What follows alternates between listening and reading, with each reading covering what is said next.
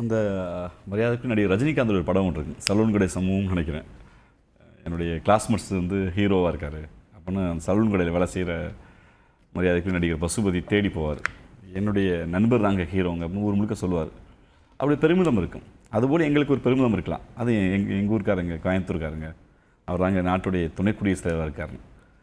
ஆனால் அவரை பார்க்க போகிற போது உள்ள இருக்கக்கூடிய கேட்டு உள்ள அப்பாயின்மெண்ட்டுக்கு அங்கெல்லாம் பார்க்கப்படுகிற நடைமுறைகள்லாம் என் மொழி இருக்கா, எங்கள் உணர்வு இருக்கான்னு பார்த்தா ராஷ்டிரபதி பவன் அதை அனுமதிக்குமான்னு தெரியலை.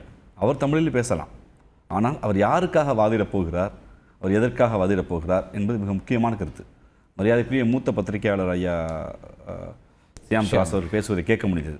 கடந்த கால ஒப்பீடுகளை வைத்து திராவிட முன்னேற்ற கழகம் இப்படி முடிவெடுத்தால் சரியாக இருக்கும் நம்புகிறார், பரவாயில்லை. ஆனால் நான் மெத்த பணிவோடு ஐயாவிடம் நான் சொல்லிக்கொள்ள விரும்புகிறேன். கடந்த காலத்தில் அரசியல் நெருக்கடி என்பது வேறு, இப்போது இருக்கிற அரசியல் நெருக்கடி என்பது வேறு. கடந்த காலத்தில் மரியாதைக்குரிய அப்துல் கலாம் அவர்களையோ இல்லை பொது வேட்பாளராக பல தடங்களில் பல்வேறு மாநிலங்கள் எடுத்த முடிவு என்பது வேறு.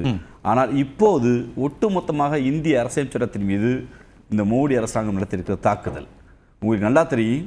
நிர்மலா சீதாராமன் இந்தியாவுடைய நிதியமைச்சராக வந்தபோது நாம் தான் சொன்னோம் தமிழ் பேசுகிற ஒருத்தர் வந்துட்டாருன்னு. தமிழ் பேசுகிற ஒருத்தர் வந்ததுனால இந்த தமிழ் மொழிக்கு என்ன லாபம் வந்துச்சு? தமிழ் பேசுகிற நிர்மலா சீதாராமன் வந்ததுனால கீழடி ஆய்வு அங்கீகரிக்கப்பட்டுச்சா? தமிழ் பேசுகிற நிர்மலா சீதாராமன் நிதியமைச்சர் வந்ததுனால தமிழ்நாட்டுக்கு கோரப்பட்ட நிதிகளை வந்துச்சா? அதற்கு மாறாக தமிழ் பேசுகிற நிர்மலா சீதாராமன் வந்ததுனால ஏற்கனவே இருக்கக்கூடிய வெங்கையா நாயுடாவது பெருமரியாதைக்குரிய முன்னாள் துணை குடியரசுத் தலைவராவது பாஜக கொடுத்த தலைவராக இருந்தபோது எங்களுக்கு அவ்வளோ சிக்கல் வரல, இணக்கம் வரல, பிணக்கு வரல.